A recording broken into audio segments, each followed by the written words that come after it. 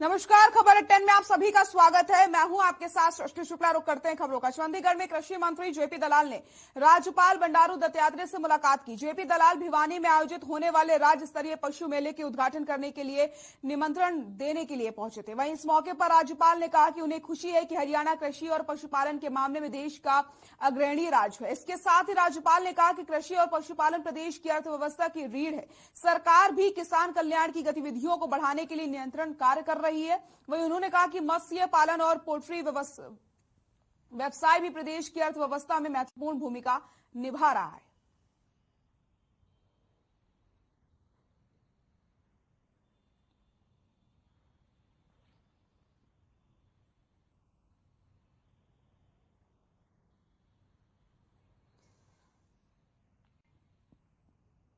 हरियाणा के उप मुख्यमंत्री दुष्यंत चौटाला ने हरियाणा के करदाताओं से प्राप्त फीडबैक और विभागीय अधिकारियों की सहायता के लिए अपडेट जीएसटी अधिनियमों और नियमों की एक ई रिपोजिटरी द हरियाणा जीएसटी कोष पोर्टल का शुभारंभ किया। वहीं उप मुख्यमंत्री दुष्यंत चौटाला ने इस मौके पर कहा कि हरियाणा सरकार द्वारा नवीनतम एचजीएसटी सीजीएसटी अधिनियम और उसके नियमों के बारे में करदाताओं के बीच जागरूकता पैदा करने के लिए ये पोर्टल एक अभूतपूर्व पहल है। इसके साथ ही वो पोर्टल विभिन्न अन्य स्रोतों से एचजीएसटी अधिनियमों और नियमों के बारे में जानकारी प्राप्त करने में करदाताओं को परेशानियां अब नहीं हो पाएंगी।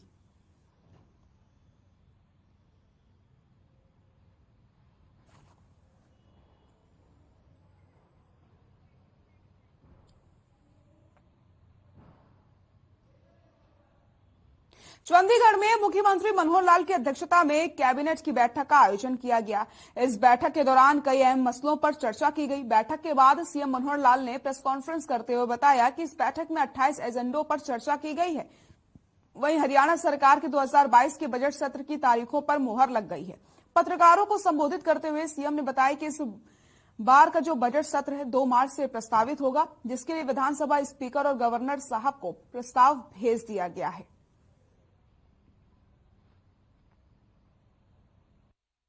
इस नववर्ष 2022 की पहली कैबिनेट मीटिंग हुई है और इसमें कुल मिलाकर 28 एजेंडाज थे जिनके ऊपर चर्चा हुई। उन 28 एजेंडाज के चर्चा के साथ साथ एक बात जो महत्वपूर्ण है, जो आज हमने विचार कर ली है, फाइनल किया है, जिसको कि इस बार का जो बजट सेशन है 2 मार्च से और शुरू करने के लिए प्रस्तावित किया है। हमारी जो ये प्रस्तावना है ये स्पीकर साहब को, गवर्नर साहब को जाएगी, क्योंकि वर्ष का ये जो पहला सत्र है तो इसमें गवर्नर साहब का भी एड्रेस होता है। राज्यपाल अभिभाषण 2 तारीख को सबसे पहले दिन उन्हीं का अभिभाषण प्रस्तावित है। पंजाब डिस्टिलरी एक्ट है बना हुआ, नियमावली है 1932 की, उसमें कई प्रावधान होते हैं। तो एक प्रावधान आज ये किया गया है कि सभी जो डिस्टिलरीज हैं वो अपनी जो सिपरेट बनाते हैं, शराब बनाते हैं, उसमें कई बार कितनी बनी कितनी नहीं बनी और कई प्रकार की उसमें जो गड़बड़े होने की जो संभावना है उसको दूर करने के लिए उनकी जो निर्माण यानी जो सिपरेट का निर्माण है, वो जो द्रव्यमान प्रवाह जो है उस पर फ्लो मीटर लगाए जाएंगे। फ्लो मीटर लगने के बाद किस फैक्ट्री में कितना उन्होंने तरल पदार्थ वहां से पास किया है उसकी अकाउंटिंग वो एकदम सुनिश्चित हो जाएगी। अर्थात किसी प्रकार की जो चोरी की, गड़बड़ की, इलीगल शराब बेचने की जो संभावनाएं हैं वो सब समाप्त हो जाएंगी। तो ये भी एक प्रावधान इसके लिए किया है। उस पर फ्लो मीटर लगाए जाएंगे। फ्लो मीटर लगने के बाद किस फैक्ट्री में कितना उन्होंने तरल पदार्थ वहां से पास किया है उसकी अकाउंटिंग वो एकदम सुनिश्चित हो जाएगी। अर्थात किसी प्रकार की जो चोरी की, गड़बड़ की, इलीगल शराब बेचने की जो संभावनाएं हैं वो सब समाप्त हो जाएंगी। तो ये भी एक प्रावधान इसके लिए किया है। जैसा केंद्र सरकार ने बहुत से ऐसे पुराने कानून हैं जिनकी आज उपयोगिता नहीं है। वर्षों वर्ष से पुराने एक्ट बने हुए हैं, लेकिन कभी भी किसी सरकार ने आकर के उनको निरस्त नहीं किया। तो ऐसा लॉ कमीशन के यानी संतुति पर हमने भी यहाँ हरियाणा में जो बहुत पुराने एक्ट थे, ऐसे एक्ट्स में से 20 एक्ट को रिपील करने का निर्णय किया है। इसका बिल ये विधानसभा में आएगा। तो 20 जो एक्ट हैं, सामान्यतः भूमि से जुड़े हुए कुछ पुराने पंजाब के समय के अधिनियम हैं। पंजाब जिला बोर्ड कर सत्यापन अधिनियम 1927 का है। पंजाब कर्ज माफी अधिनियम 1934 का है। कॉपिंग फीस अधिनियम 1936 का है। Restitution of mortgage lands act 1938 का है। पंजाब जागीर अधिनियम 1941 का है। तो ऐसे बहुत से नियम हैं जो उस समय के पुराने देश की आजादी से पहले के बने हुए, आज जिनकी कोई उपयोगिता नहीं रही है, तो लॉ कमीशन की सिफारिश पर उनको समाप्त करने का ये निर्णय लिया है। एक पिछले दिनों में आदि बद्री स्थान पर, आदि बद्री तो नहीं, पंचकुला में किया था, लेकिन जो आदि बद्री स्थान के ऊपर जलाशय बनने वाला है और हिमाचल सरकार की, उनके मुख्यमंत्री के साथ हमारा एक समझौता जो हुआ है, उस पर हस्ताक्षर हुए हैं, उसकी पुष्टि भी आज मंत्रिमंडल ने कर दी है। फिर एक कानून बहुत समय से पेंडिंग था, उसका विधेयक भी इस बार हम लेकर के आ रहे हैं। उस भी विधानसभा की जो मंजूरी हुई है, हरियाणा गैर कानूनी धर्मांतरण रोकथाम विधेयक 2022, जिसमें इलीगल तरीके से जो धर्मांतरण करने की जितने भी सिलसिले आज तक ध्यान में आए हैं, लालच से, लोभ से, डरा कर, धमका कर, धोखे से, शादी के कारण से, नौकरी का लालच देकर, विदेश भेजने का लालच देकर, पैसा देकर, ऐसे जो धर्मांतरण होते थे, उनको किसी भी सूरत में न होने दिया जाए। धर्मांतरण अगर किसी ने करना है तो विलफुली वो पहले डिक्लेयर करेगा, डिप्टी कमिश्नर को अप्लाई करेगा कि मैं अपने सूझबूझ से, अपनी विचारधारा से धर्म परिवर्तन करना चाहता हूं। वो किसी भी एक धर्म को छोड़ के दूसरे में जाता है, उसका भी प्रावधान है, लेकिन बिना इस प्रकार को सूचना दिए बिना अगर शादी जबरदस्ती करता है या कहीं धर्म परिवर्तन किसी लोभ लालच में करता है, बहका कर करता है, तो वो सारा इलीगल होगा। उसकी रोकथाम के लिए ये अधिनियम और विधानसभा में लाया जा रहा है। इसमें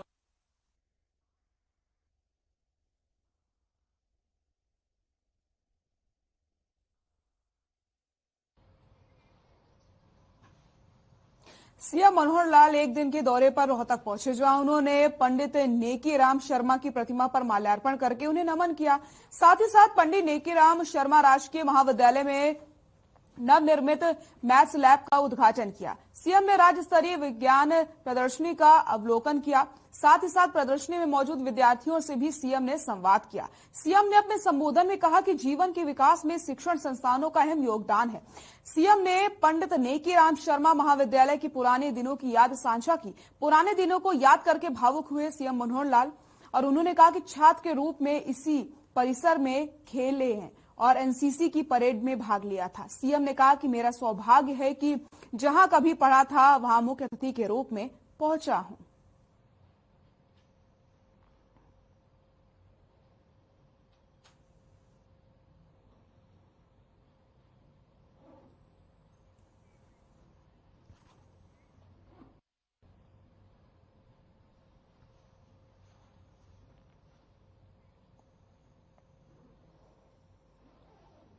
ग्राम स्तर पर संगठन को मजबूत करने के लिए इनेलो सुप्रीमो ओम प्रकाश चौटाला जुलाना पहुंचे, जहां ओम प्रकाश चौटाला ने जुलाना कस्बे की अग्रवाल धर्मशाला में आयोजित जनसभा को संबोधित किया। ओम प्रकाश चौटाला ने जनसभा को संबोधित करते हुए कहा कि प्रत्येक गांव में 36 बिरादरी के लोगों का अपने साथ जोड़ना है। संगठन मजबूत होने के बाद अगली सरकार प्रदेश में इनेलो की बनेगी। बीजेपी सरकार लुटेरों की सरकार है। लोग इस सरकार से तंग आ चुके हैं। कांग्रेस अपना जनाधार खो चुकी है। आपको बताते चले, जनसभा की अध्यक्षता ब्लॉक प्रधान कृष्ण लाठर ने की थी।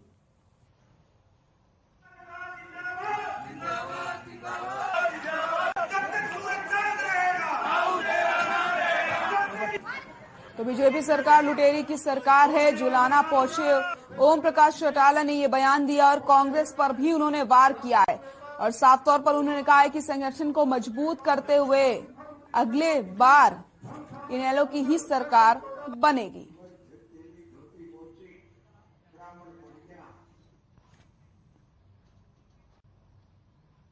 जननायक जनता पार्टी प्रधान महासचिव दिग्विजय चौटाला ने दादरी के रेस्ट हाउस से नगर निकाय चुनाव को लेकर के पार्टी कार्यकर्ताओं की समीक्षा बैठक की। वहीं बातचीत में दिग्विजय सिंह चौटाला ने कहा कि दुष्यंत चौटाला जी के नेतृत्व में प्रदेश में चहुमुखी विकास के लिए प्रयास किए जा रहे हैं। साथ ही साथ उन्होंने बताया कि नगर निकाय चुनाव को पार्टी के सिंबल पर लड़ा जाएगा और निजी क्षेत्र की नौकरियों में 75% आरक्षण देने के लिए प्रस्ताव भी पास किया गया।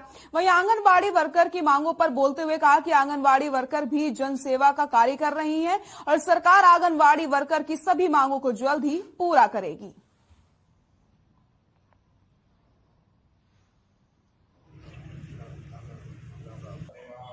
तो नगर निकाय चुनाव को लेकर के एक अहम बैठक का आयोजन किया गया और वहीं दिग्विजय चौटाला ने कहा कि लोगों की समस्याओं को सुना जाएगा और जिस तरीके से आंगनबाड़ी वर्कर्स लगातार प्रदर्शन कर रही हैं अपनी मांगों को लेकर के, तो उनकी मांगों को भी जल्द से जल्द पूरा किया जाएगा क्योंकि वो भी लगातार समाज के प्रति काम कर रही हैं।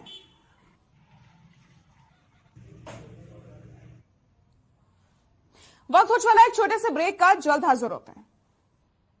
ब्रेक के बाद एक बार फिर से आप सभी का स्वागत है। पीएम मोदी ने लोकसभा में कांग्रेस पर तंज कसा, जिसके बाद कांग्रेस विधायक शमशेर सिंह गोगी ने प्रतिक्रिया देते हुए कहा कि जब पीएम मोदी अपने 2 घंटे के भाषण में 1.5 घंटे कांग्रेस पर बोले हों, इससे समझ जाना चाहिए कि बीजेपी के लिए खतरे की घंटी बज चुकी है। वहीं 5 राज्यों में हो रहे चुनावों पर गोगी ने कहा कि यूपी को छोड़ करके कांग्रेस हर राज्य में अपनी सरकार बनाएगी।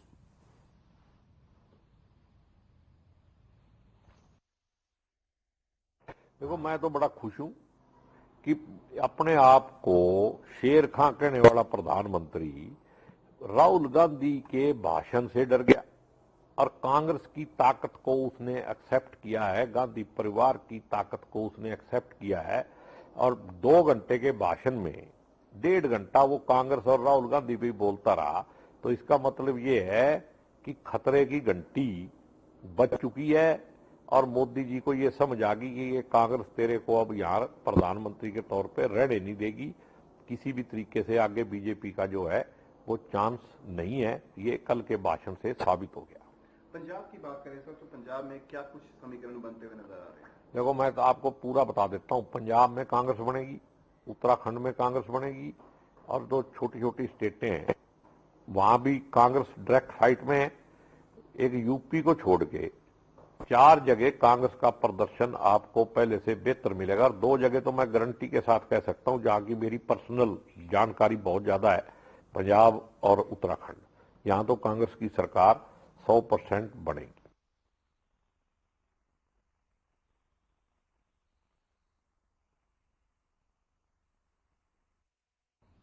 महम के गांव बलंबा में हल्का स्तरीय कार्यकर्ता सम्मेलन में इनेलो के राष्ट्रीय अध्यक्ष लौह पुरुष चौधरी ओम प्रकाश चौटाला ने कार्यकर्ताओं को संबोधित करते हुए संगठन को और ज्यादा मजबूत करने पर जोर दिया है और भाजपा सरकार द्वारा प्रदेश में कोष का दुरुपयोग करने के लिए खट्टर सरकार को चेतावनी दी। वहीं चौधरी ओम प्रकाश चौटाला जी ने कहा कि हमारी सरकार बनने पर छात्री के हर पढ़े लिखे नौजवान को उनकी योग्यता के अनुसार नौकरियां देंगे और किसानों को उनकी फसल का उचित मूल्य देंगे तथा प्रदेश में खुशहाली और प्रकृति का वातावरण पैदा करेंगे।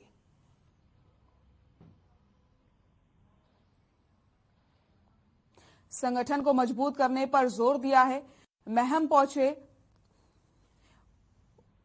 ओम प्रकाश चौटाला ने बीजेपी पर तंज कसते हुए कहा कि बीजेपी लोगों के लिए कुछ नहीं कर रही है, लेकिन जैसे ही सरकार बनती है इनेलो की तो किसानों को उचित मूल्य दिया पर फसल का उचित मूल्य दिया जाएगा और किसानों के लिए भी सोचा जाएगा। जिस भी प्रकार की परेशानी किसानों को आ रही है उन हर एक परेशानी को दूर किया जाएगा। हरियाणा विद्यालय शिक्षा बोर्ड ने इस बार 8वीं कक्षा के बोर्ड एग्जाम की परीक्षा आयोजित की है।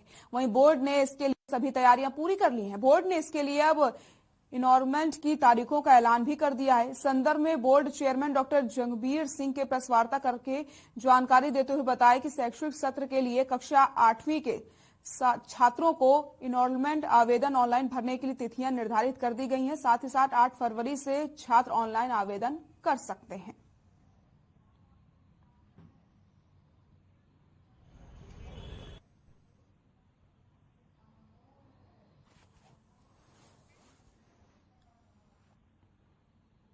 बोर्ड ने 8वीं के पेपरों के लिए कमर कस ली है, सभी तैयारियां पूरी कर ली गई हैं।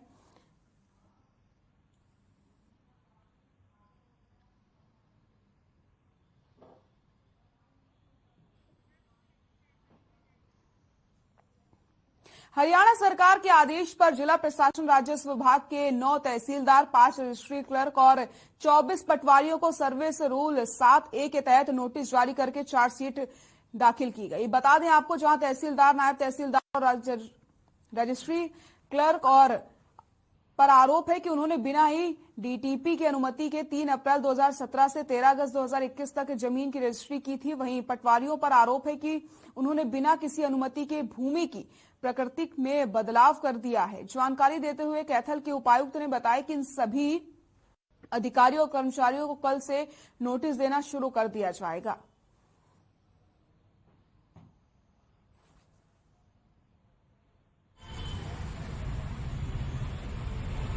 डिप्टी कमिश्नर करनाल, कैथल और पानीपत को एफसीआर ऑफिस की तरफ से कुछ आदेश प्राप्त हुए हैं, जिसमें कि rule 7 state government civil service rules के तहत, पनिशमेंट रूल्स के तहत उनको चार्जशीट किया जाएगा, जो कि मेजर पेनल्टी होती है। ये इसलिए की गई है क्योंकि 3 अप्रैल 2017 से लेकर 13 अगस्त 2021 के बीच में बिना एनओसी लिए डीटीपी ऑफिस की कुछ रजिस्ट्रियां की गई थी। इसमें अधिकारी और कर्मचारी दोनों इन्वॉल्व पाए गए हैं। इसमें 5 तो हमारे आरसी हैं, उसके साथ साथ 9 हमारे तहसीलदार और नायब तहसीलदार हैं। उस ड्यूरेशन की जो मैंने आपको टाइम बताया, तकरीबन 4 साल से ऊपर का समय है वो। इसके अलावा भी कोई और कागज आएगा तो हम कार्रवाई करेंगे।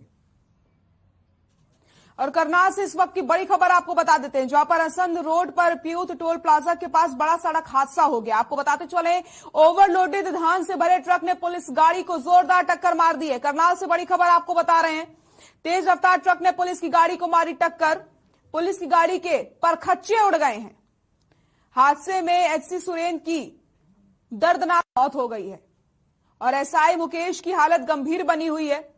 पियूथ टोल प्लाजा के पास बड़ा सड़क हादसा, तेज रफ्तार ट्रक ने पुलिस की गाड़ी को टक्कर मारी, पुलिस की गाड़ी के परखच्चे उड़े। इस वक्त की बड़ी खबर, हादसे के बाद दोनों पुलिसकर्मी गाड़ी में ही फंसे रहे। ट्रक चालक मौके से फरार हो गया है। पियूथ टोल प्लाजा के पास बड़ा सड़क हादसा, तेज रफ्तार ट्रक ने पुलिस की गाड़ी को मारी टक्कर, पुलिस की गाड़ी के उड़े परखच्चे। हादसे के बाद दोनों पुलिसकर्मी गाड़ी में ही फंसे रहे। ट्रक चालक मौके से फरार हो गया। करनाल से बड़ी खबर, पियूथ टोल प्लाजा के पास बड़ा सड़क हादसा, तेज रफ्तार ट्रक ने पुलिस की गाड़ी को टक्कर मारी है और पुलिस की गाड़ी के परखच्चे उड़ जाते हैं। तस्वीरें आप देख सकते हैं, भीषण सड़क हादसा हो गया है। ट्रक ने पुलिस की गाड़ी को टक्कर मारी और पुलिस की गाड़ी की क्या कुछ हालत है वो आप इन तस्वीरों में देखिए। और उसके बाद जब हादसा ये हुआ तो दोनों पुलिसकर्मी इसी गाड़ी में फंसे रहे। ये सर 2:30 बजे डेली रूटीन के अंदर, जैसे डायल 112 चौक के ऊपर डेली रूटीन में खड़ी होती थी। यहाँ 2:30 बजे यहाँ खड़ी हुई थी। असंध की साइड से ट्रक आ रहा था। ये ओवर स्पीड भी था, ओवरलोडिंग भी था। इसने गाड़ी को सीधी टक्कर मारी। टक्कर मार के इसको गाड़ी को यहाँ तक ले आया। 2:35 पर हमारे पास फोन आया टूल टैक्स वाला का। टूल टैक्स वाला ने हमारे से पहले देखा, भाई ऐसे ऐसे एक्सीडेंट हो गया आपकी डायल 112 का। हम निसंग से अपनी पीसीआर को लेकर आए, एसएचओ को सूचित कराया। एसएचओ साहब आए और हमने मौके की तो बड़ी नाइट में ड्यूटी कर रहे सर 2 बजे टोल पे, तो एकदम धमाके की आवाज आई। गाड़ी यहाँ पीसीआर अपनी पेड़ के पास खड़ी थी, वहाँ से ट्राला स्पीड में था, यहाँ खींच के लाया इसको खेत में। 2 बजे एक्सीडेंट हुए थे जी ये। हमने इनको खींच के बारी बुरी तोड़ के राड से इनको बाहर निकाल दिया जी, बड़ी मुश्किल से 1 घंटे में हुआ है। टोल प्लाजा पर बड़ा सड़क हादसा हो गया। ट्रक ने पुलिस की गाड़ी को टक्कर मार दी और तस्वीरें आपको लगातार हम दिखा रहे हैं। आप देख सकते हैं कितना भीषण सड़क हादसा ये हुआ है कि पुलिस की गाड़ी के परखच्चे उड़ गए। और बड़ी बात यह है कि जब यह हादसा हुआ उसके बाद जो पुलिसकर्मी थे वो उसी गाड़ी में फंसे रह गए। और इसी खबर पर ज्यादा जानकारी के लिए हमारे सहयोगी विकास हमारे साथ जुड़ गए। विकास, भीषण सड़क हादसा हुआ है, ट्रक ने पुलिस की गाड़ी को टक्कर मारी, क्या कुछ अपडेट मिल रहे हैं? जी बिल्कुल, देखिए करनाल के असंध रोड पर टोल प्लाजा के बिल्कुल ही नजदीक एक दर्दनाक हादसा हुआ, जिसमें डायल 112 के जो पुलिस कर्मचारी हैं उनमें से एक व्यक्ति की जो कर्मचारी की मौत हुई और एक अन्य गंभीर रूप से घायल है। हालांकि देर रात ये दर्दनाक हादसा हुआ, जिसमें जो धान से भरे गिरी से भरा एक ओवरफ्लो ट्रक था, उसने डायल 112 को टक्कर मारी और काफी दूर तक उसे घसीट कर अपने साथ ले गए। और जब वहां पर आसपास के टोल कर्मचारियों ने देखा तो वहां पर भागकर पहुंचे और उनको बाहर बड़ी मशक्कत के बाद निकाला। हालांकि इलाज के दौरान एक जो कर्मचारी है पुलिस का, उसकी मौत हो गई और अन्य गंभीर रूप से घायल है। हालांकि जो ट्रक चालक है फिलहाल मौके से फरार है। विकास, आपसे जानना चाहती हूँ, एसआई मुकेश की हालत फिलहाल कैसी बताई जा रही है?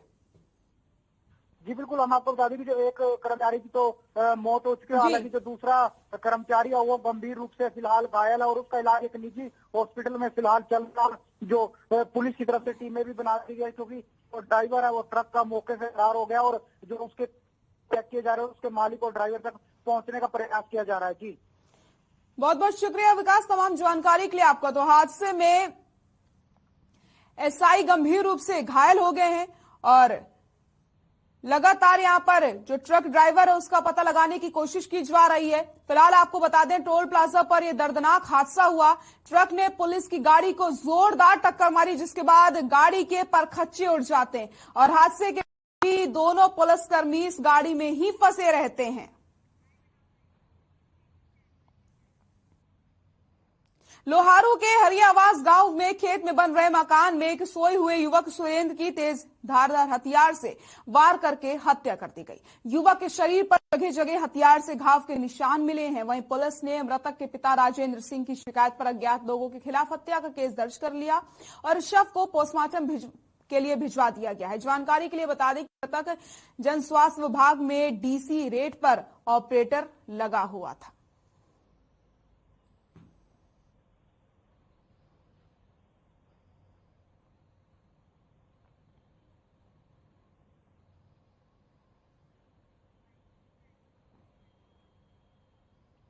बुलेटिन में फिलहाल के लिए इतना ही। नमस्कार।